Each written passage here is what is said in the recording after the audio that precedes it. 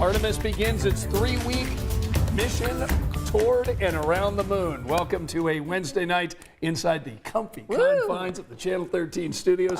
Felicia is We're going to the moon. We're going to the moon. I mean, how often do you get to say that? Right. Not very often. We're literally going to the moon. It is pretty cool. We're going to show you some cool space photos because we know Felicia likes space news. We're also going to talk about your favorite Thanksgiving side dish. So tonight there is a survey out that reveals what is the Hoosiers' favorite side dish for Thanksgiving. Let us know what you like as a side dish only tonight. We'll give you some of those comments. And we got to talk about the weather, Felicia. Oh, man. So, okay, I keep looking at my app, you know, that is not as official as you are, Angela. But I approve our app. It says that it's snowing, but it's not snowing when I look outside. Well, we've got these little fine kind of flurries. Okay. And I'm going to show you radar because we do have snow moving in. And it was interesting to watch this area of snow come off Lake Michigan, hold together, move into Lafayette, and I checked I-65 and 26. Right. And the bridge going over, starting to ice up. it was definitely snow covered. Yeah, okay. So some slick roads can't be ruled out. And I'm going to show you, we're going to go just south of there, still along Interstate 65, and this is near 267 in Boone County. Interstate looks to be just fine. I spoke too soon. Yeah, it's okay. But the side road, if you look, there's a thin coating of snow. And some dust over there. Yeah. So, and oftentimes it takes just that little dusting to be compacted and turn a little icy. So that will be the issue, those less traveled roads, bridges, and overpasses on and off ramps that get under this lake effect snow band that could be a little slick. And you can see it diving south coming out of Lafayette, and it is holding together. You know, the moisture source for lake effect snow is lake. So that's coming off Lake Michigan, but the winds are strong enough now to transport this lake effect snow band as far south as central Indiana. I've got a couple of closer views to show you the steady snow just about over in Crawfordsville. We have it in Lebanon, into Zionsville, north side of Indianapolis, approaching Brownsburg, up towards Cicero and Noblesville, and then east toward Greenfield. And then we've got the extension of this north and east up toward Hartford City and Marion, Fairmount. So just to be careful out and about tonight or first thing tomorrow morning.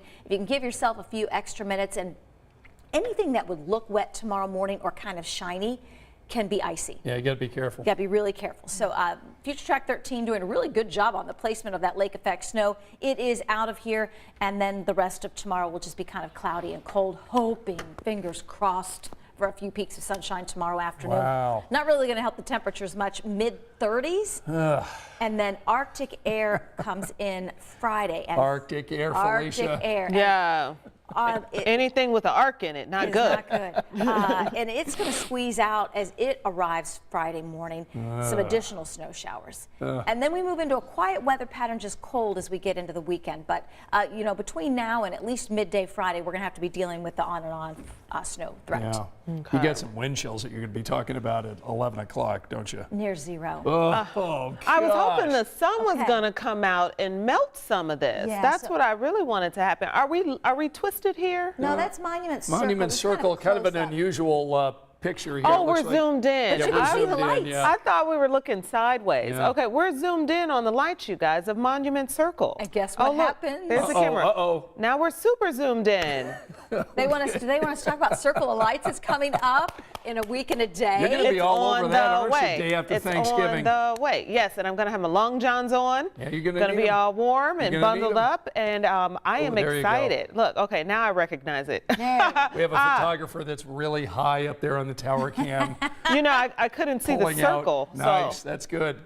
Good job, gang. That looks good. Yeah. I couldn't see the circle. I didn't know what we were looking at. Can't wait to light up the monument it looks so the great. day after Thanksgiving. Always so fun. Felicia's going to be out there. She'll be one of our live reporters out there. With Chuck Yeah, it's Lofton, gonna be I great. have not worked with Chuck directly you're like gonna love that. Treat. You like crowds, right?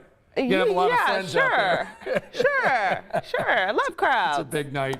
We have a lot of folks checking in tonight, joining us along the social media lines.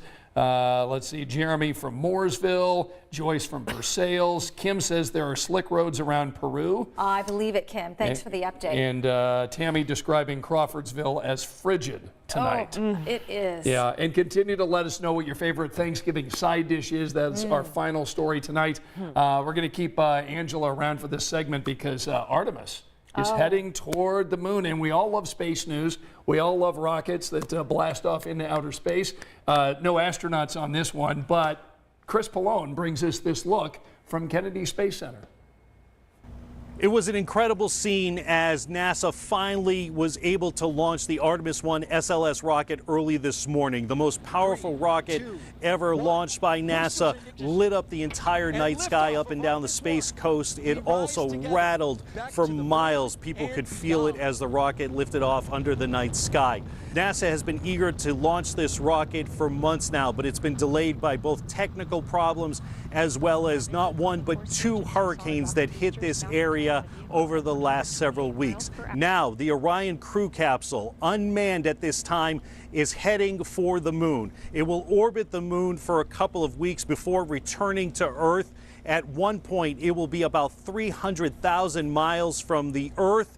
That will be the furthest into deep space that a spacecraft intended for humans has traveled before. NASA officials are trying to use this as a test run. In a couple of years, they want to put astronauts in that capsule and have them orbit the moon. And then a year or two after that, they would like to see astronauts once again set foot on the lunar surface.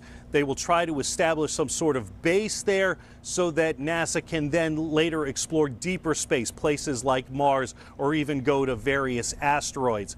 When this crew capsule starts to re-enter the Earth's atmosphere in December, they will be looking at the heat shield to make sure that it can withstand about 5,000 degrees upon re-entry. It will splash down in the Pacific Ocean and then be reused.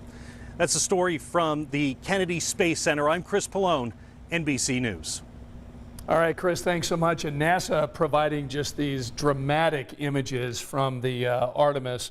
Again, as Chris mentioned, this is an uncrewed flight test, meaning they don't have any astronauts on board. Instead, this mission running through a thorough test of Orion and other Artemis hardware, carrying a number of scientific experiments on board. I mean, that view is just stunning, isn't it? Yeah, so that's the Earth behind yes. that. That is amazing. So this is going to be about 3 weeks or so, and then it will come back, and then on the next Artemis mission, they'll put astronauts on board, and they'll orbit the moon, and then starting with the third Artemis, they're going to land on the lunar South Pole, and as Chris mentioned, they're going to build this long-term present for scientific discovery and the advancement of humanity.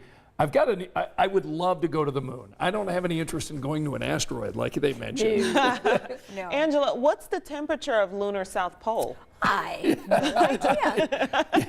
He's going to feel that way, though, on Friday and Saturday. I'll tell you, it's really, really cold. I'm guessing it's cold.